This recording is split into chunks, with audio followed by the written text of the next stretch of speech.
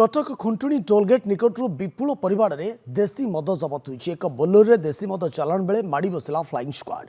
कटक जिला आठगढ़ चौद्वार को होता चालाण अबकारी कमिशनर पी अनुष्ठा रेड्डी नेतृत्व में एक टीम खुंटुणी टोलगेट काबू करी। बिहार ने 900 लिटर देसी मद चौद्वार को चालाण होता।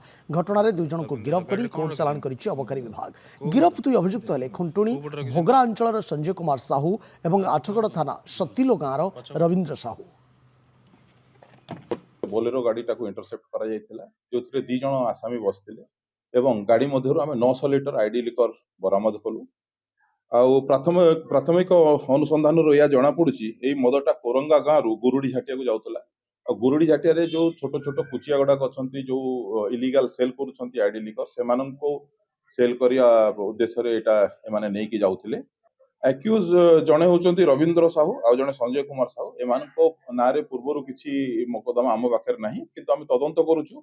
जदि अन्य कोनोसी एजेंसी पाखरे भी किछि मोकदमा थाए ताहले ताको आमे परवर्ती पर्याय रे केस मध्य परिसर मध्य को नबु।